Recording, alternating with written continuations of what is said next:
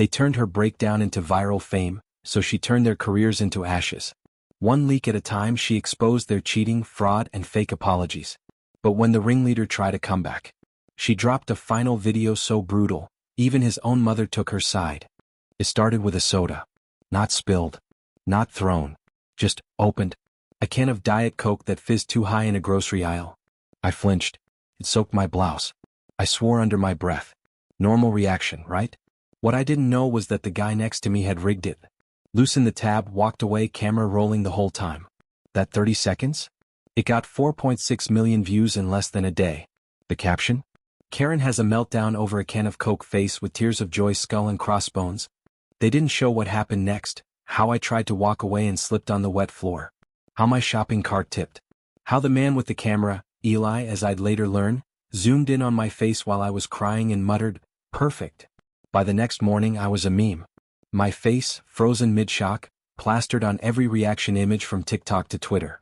Brands quoted me. Reaction channels roasted me. Influencers reenacted me. No one asked who I was. No one cared. Because I wasn't a person anymore. I was content. My job let me go, pending review. My sister stopped answering calls. Even my landlord, who saw the clip, said, "I didn't think you were the type." Whatever that means. And I won't lie, I disappeared. Deleted my socials. Turned off my phone. Lived in a friend's basement for 3 weeks while the world laughed. But when the noise quieted down, when they moved on to their next punchline, I got up. I logged in. And I started watching them. Eli and his friends, Jax, Morgan, and Theo, ran a viral social experiment channel. Think. Pranks in malls, fake interviews, accidental public humiliations. Their motto? It's not bullying if it gets likes. Yeah. I found their IPs, burner emails, deleted videos. I started taking notes. The first leak was subtle.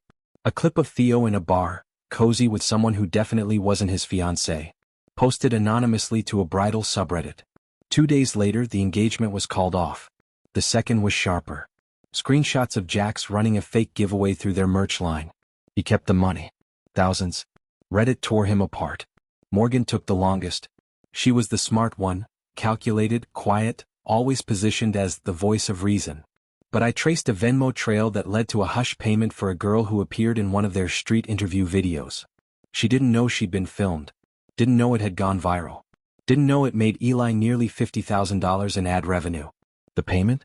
$300. I posted the receipts. Morgan DM'd the girl to apologize. The girl posted the apology.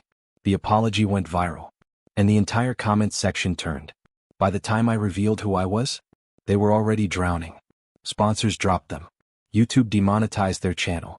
TikTok banned their hashtags. I posted one video. One. No music. No edit. Just my face. You made me a joke. I made you a cautionary tale. The first thing Eli did after I posted the video?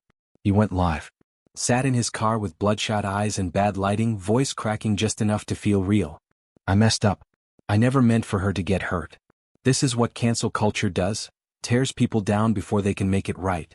He called me by name. Acted like we were connected. Like he was the victim. Like his emotional damage mattered more than the job I lost, the relationships he shattered, or the months I spent unraveling in the dark because of a 30-second viral joke. But he made one mistake. He left the comments on.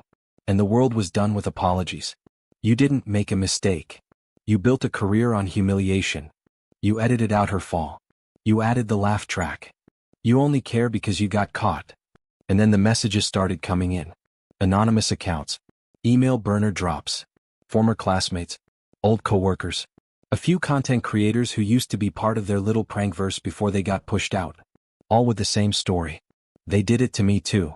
A barista who got screamed at for a fake complaint, ended up fired. A shy teenager who got filmed crying in public, labeled Cringe Lord of the Month. The clip made it to Snapchat, YouTube, TikTok. His life. Never the same. A single mom whose accidental fall was turned into a drunk Karen loses it at Chuck E. Cheese meme, until her actual name got leaked in the comments. They called it content. But it was always cruelty. Just filmed cruelty with brand deals. I created a private server.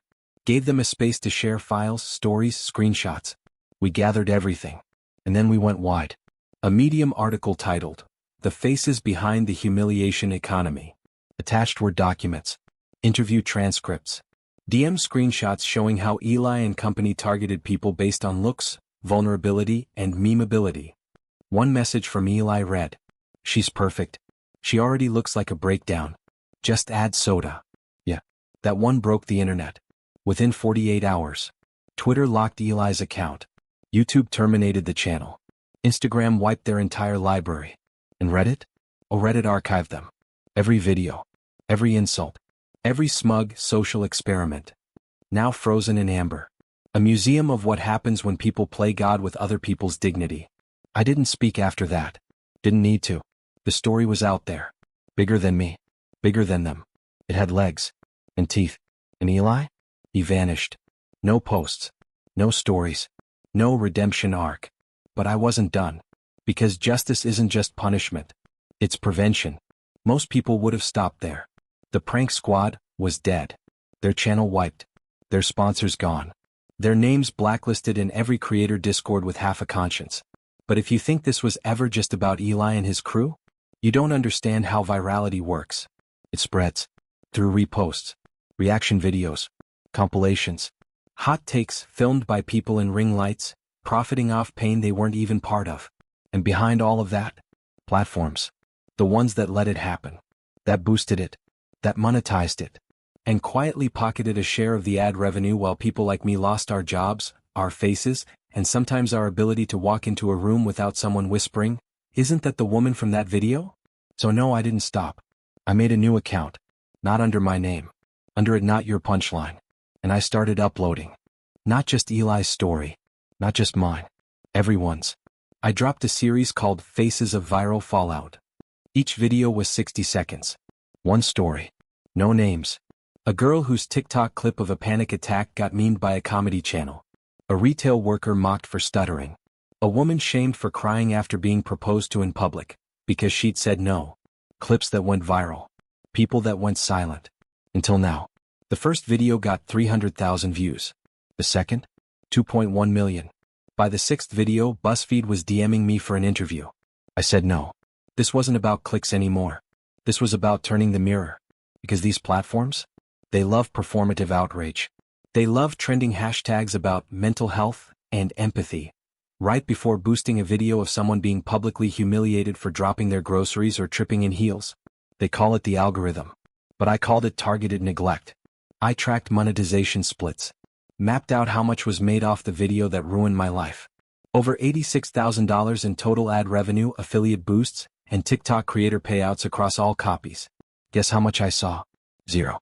Guess how many views the apology video got? Less than 10,000. So I uploaded one final video. Dark background. Calm voice. No music. You made me content. You made hundreds of us content. But this time you don't control the narrative. This isn't a takedown. It's a case study. Then I dropped a link. www.platformshaim.com. Inside. Every video that ever caused a person to lose something. Their job. Their peace. Their identity. Annotated with revenue earned. And where it went. The site went viral in 2 hours. Trending hashtags. Hashtag Not Your Punchline. Hashtag deplatformshame. Hashtag Who Gets Paid. Content houses started panicking. Influencer agents pulled clients off collapse. Suddenly, accountability was back in fashion. By the end of the week, 2 major platforms announced new policies. Clearer monetization opt-outs. Mandatory consent verification for personal footage. Anonymity protection tools. Not perfect, but a start. And me? I walked outside for the first time in months without sunglasses. No one stared. No one whispered. Just a breeze, a coffee, and the faint sound of someone laughing far away, and for once, it had nothing to do with me. It had been 9 months since the prank. 9 months since Eli cracked open a soda can he'd rigged to explode and made sure the camera caught me flinching, slipping, breaking, on the inside and the out. 9 months since the world saw a 30-second clip, decided who I was, and monetized my humiliation like it was a carnival act. But now, the views were gone. The channels were gone. The creators were scattered or silent.